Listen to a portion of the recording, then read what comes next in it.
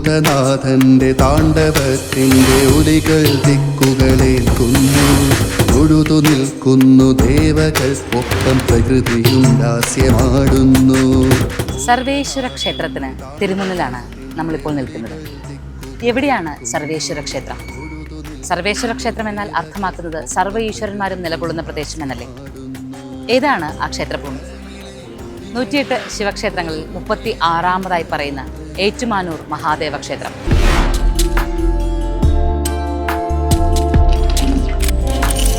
കോട്ടയത്ത് നിന്ന് ഏറ്റുമാനൂർ വഴി പോകുന്ന ഏത് വാഹനത്തിൽ നോക്കിയാലും ഈ ഒരു ക്ഷേത്ര കവാടത്തിന് മുന്നിലെത്തുമ്പോൾ അതിലെ ഭക്തർ എഴുന്നേറ്റ് നിന്ന് തൊഴുന്നത് കാണാം. ഒരു നിമിഷം ഒന്ന് നെഞ്ചോട് ചേർത്ത് കൈവച്ച് നമഃശിവായ എന്ന് ജപിക്കാതെ ഈ വഴിയിലൂടെ ആരും കടന്നു പോകാറില്ല. ഏറ്റുമാനൂർ മഹാദേവ ക്ഷേത്രത്തിന്റെ കവാടം കാണുമ്പോൾ തന്നെ ഭക്തിവിശ്വാസങ്ങൾ ഉയരുകയാണ്. ഉഗ്രമൂർത്തിയായ അഘോരമൂർത്തിയായ മഹാദേവൻ തുറിച്ച കണ്ണുകളോടുകൂടി താണ്ഡവമാടി നിൽക്കുന്ന രൂപമാണ് കവാടത്തിന്റെ ഏറ്റവും മുകളിലുള്ളത്. ഇരുവശങ്ങളിലെ കവാടങ്ങളിൽ സുബ്രഹ്മണ്യനും ഗണപതിയും സാന്നിധ്യമാകുന്നു. ഇവിടുത്തെ പ്രാധാന്യം ഏറ്റുമാനൂർ ഭക്തന്റെ മനസ്സിൽ എത്രത്തോളം പ്രധാനപ്പെട്ടതാണെന്ന് മനസ്സിലാക്കുവാൻ ഒരു അല്പനേരം ഈ തിരക്കേറിയ നഗരവീതിയിൽ നിന്നാൽ മതി. ധാരാളം വാഹനങ്ങൾ ഇങ്ങനെ കടന്നു പോകുന്നത് കാണാം. വാഹനങ്ങൾക്കുള്ളിൽ നിന്ന് ഭക്തർ എഴുന്നേറ്റ് നിന്ന് തൊഴുന്നത് കാണാം, അല്ലെങ്കിൽ കൈകൾ വെച്ച് പ്രാർത്ഥിക്കുന്നത് കാണാം. അതല്ലെങ്കിൽ പലപ്പോഴും വാഹനങ്ങൾ നിർത്തി അതിൽ നിന്നിറങ്ങി കാണിക്കയിട്ട് പ്രാർത്ഥിച്ച് മടങ്ങിപ്പോകുന്ന ഭക്തരെയും കാണാം. ഏറ്റുമാനൂർ മഹാദേവൻ ഒരു അനുഭവമാണ്. എല്ലാ തരത്തിലും ഭക്തിവിശ്വാസങ്ങളുടെ ഉയർന്നു നിൽക്കുന്ന ഭാവം, അതാണ് മഹാദേവൻ. ആ മഹാദേവനെ അറിയുവാൻ, ആ അഘോരമൂർത്തിയുടെ വാത്സല്യ ഭാവത്തെ അറിയുവാൻ ഏറ്റുമാനൂർ അപ്പൻ്റെ തിരുസവിധത്തിലേക്ക്.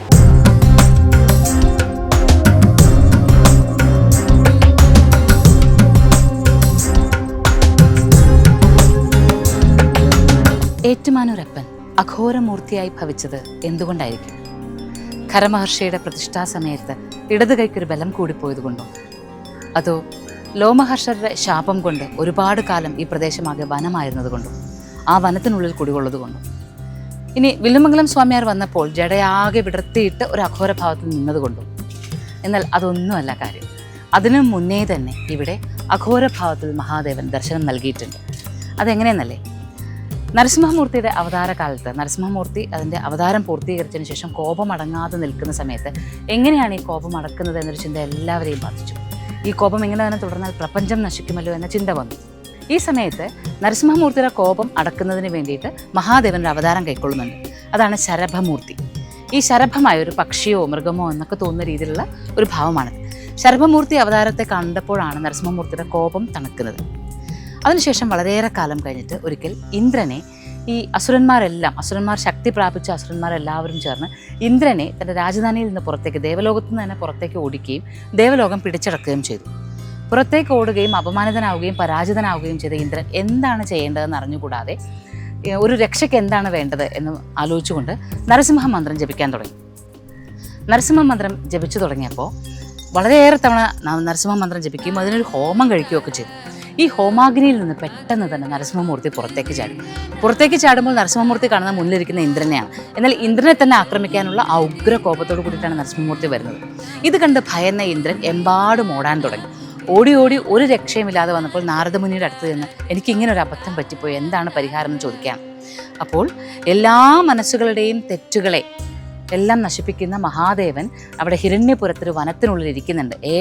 മാൻ എന്ന് പറയുന്നത് നമ്മുടെ മനസ്സാണെന്ന് പറഞ്ഞല്ലോ. ആ മാനിനെ പിടിച്ചുകൊണ്ടിരിക്കുന്നുണ്ട്. ആ പ്രദേശത്തേക്ക് ചെന്നോളൂ, അഭയം തിരക്കിക്കൊള്ളുക എന്ന് പറയാം. അങ്ങനെ നേരെ ഇന്ദ്രൻ അഭയം തിരക്കി വരുന്നത് ഏറ്റുമാനൂരിലേക്കാണ്. ഇവിടെ വന്ന് ഏറ്റുമാനൂർ ക്ഷേത്രം ഇന്നിപ്പോൾ ക്ഷേത്രമുണ്ട്, അന്ന് ക്ഷേത്രമില്ലാത്തൊരു സ്ഥലത്ത് വായുകോണിൽ, ഇന്ന് ക്ഷേത്രം നിൽക്കുന്നതിൻ്റെ വായുകോണിലേക്ക് വന്ന് ഇന്ദ്രൻ മഹാദേവനെ വിളിച്ച് ഉച്ചത്തിൽ ജപിക്കുന്ന സമയത്തേക്കും നരസിംഹമൂർത്തി പിന്നാലെ എത്തുകയും ഇന്ദ്രനെ എടുത്ത് മടിയിൽ വെച്ച് മാറി പിളർക്കാൻ തുടങ്ങുകയും ചെയ്തു. ഈ സമയത്ത് വീണ്ടും ശരഭമൂർത്തി അവതാരം കൈക്കൊള്ളുകയും ശരഭമൂർത്തി വന്ന് നിന്ന് നരസിംഹമൂർത്തിയുടെ കോപത്തെ വീണ്ടും ഒരിക്കൽ കൂടി ഇല്ലാതെയാക്കുകയും ചെയ്യാം. ഈ സമയത്ത് നരസിംഹമൂർത്തിയുടെ ഊർജ്ജവും ശരഭമൂർത്തിയുടെ ഊർജ്ജവും ഒരുമിച്ച് ഇവിടെ വന്നല്ലോ. ഈ സമയത്ത് ശരഭമൂർത്തിക്ക് അഭിഷേകം ചെയ്യുവാനായി അഷ്ടദിക്കും കാക്കുന്ന അഷ്ടഗജങ്ങളും ഇവിടേക്ക് വന്നു. ആ 8 ആനകളും ഇവിടേക്ക് വന്ന് അവർ ജലം കൊണ്ട് അഭിഷേകം ചെയ്തു. ദേവഗംഗയിലെ ജലം കൊണ്ട് അഭിഷേകം ചെയ്തു. ആ അഭിഷേകം ഒഴുകി വന്നത് ഇവിടെ ഇന്നും വില്ലു തീർത്ഥം എന്നറിയപ്പെടുന്നു. അതായത് അന്ന് ശരഭമൂർത്തിയെ അഭിഷേകം ചെയ്തത് അഷ്ടഗജങ്ങൾ ദേവഗംഗയിലെ ജലം കൊണ്ടുവന്ന് ശരഭമൂർത്തിയെ അഭിഷേകം ചെയ്തപ്പോൾ ആ അഭിഷേക ജലം ഒഴുകിയെത്തിയതാണ് വില്ലു തീർത്ഥം അഥവാ ചാപസരസ് എന്നറിയപ്പെടുന്ന ഈ തീർത്ഥം. അപ്പോൾ അത് എത്രമാത്രം പുണ്യമുണ്ടാകുമെന്നറിയാമല്ലോ. ഈ തീർത്ഥത്തിൽ സ്നാനം ചെയ്ത ഏറ്റുമാനൂരപ്പനെ തൊഴുന്നയാൾക്ക് കാശിയിൽ തൊഴുന്നതിൻ്റെ പുണ്യം ലഭിക്കുമെന്നുള്ളതാണ് ഐതിഹ്യം. അപ്പോൾ ഏതായാലും ശരഭമൂർത്തി സാന്നിധ്യം ഇവിടെ വന്നു. അപ്പോൾ ആ ഉഗ്രഭാവത്തിൽ ആദ്യം തന്നെ ശരഭമൂർത്തി സാന്നിധ്യം ഇവിടെ ഉണ്ടായതിനു ശേഷം പിന്നീടാണ് പരശുരാമൻ പോലും ഇവിടെ വന്ന് ഉപാസിക്കുന്നത്. അത് കഴിഞ്ഞിട്ടാണ് പിന്നീട് ഖരമാമുനി വന്ന് പ്രദക്ഷിണം നടത്തുന്നത്. അതുകൊണ്ട് ആ ഉഗ്രതയുടെ അല്ലെങ്കിൽ ശക്തിയുള്ള ഭാവത്തിൻ്റെ പല ഘട്ടങ്ങൾ കടന്നു വന്ന ഏറ്റുമാനൂരപ്പനെയാണ് ഇന്ന് നമ്മൾ കാണുന്നത്. പക്ഷേ ഒന്ന് ഓർത്തുകൊള്ളുക, ക്ഷിപ്രപ്രസാദി അല്ല ഏറ്റുമാനൂരപ്പൻ. ഭജനം ചെയ്യുകയും ഒരു പ്രാർത്ഥന നിരന്തരമായി ചെയ്യുന്നുവെന്ന് കണ്ടാൽ മാത്രമേ അനുഗ്രഹങ്ങൾ നൽകുള്ളൂ. പക്ഷേ അനുഗ്രഹങ്ങൾ നൽകിയാൽ അത് ശക്തമായൊരു സംരക്ഷണ കവചം പോലെ എന്നെന്നും കാത്തുരക്ഷിക്കും വിധമായിരിക്കും.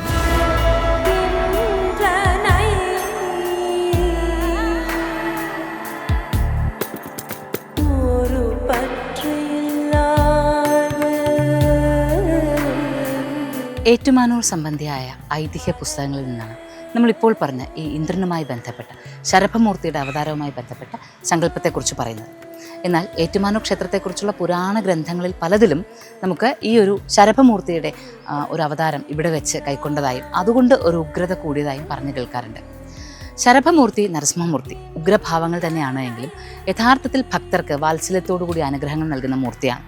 അതുകൊണ്ട് തന്നെ ഒരു മൂർത്തിയിൽ നിന്നും ഉഗ്രകോപങ്ങൾ ഒരു ഭക്തരിലേക്കും യഥാർത്ഥ ഭക്തരിലേക്കും എത്തുന്നില്ല തന്നെ.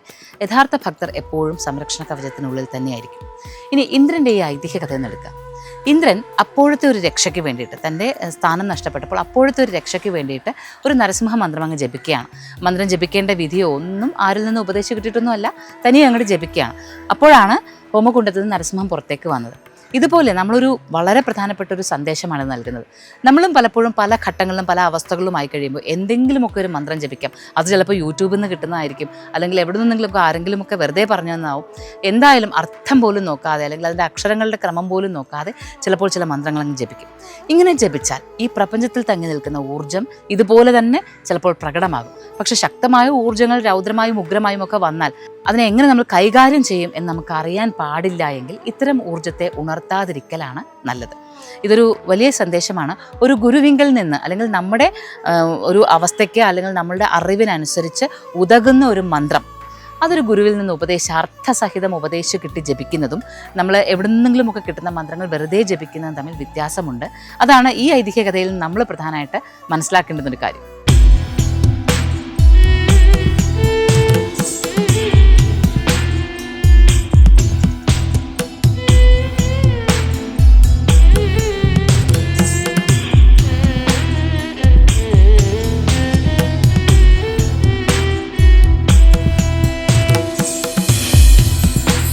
Moksha, Journey to the Self.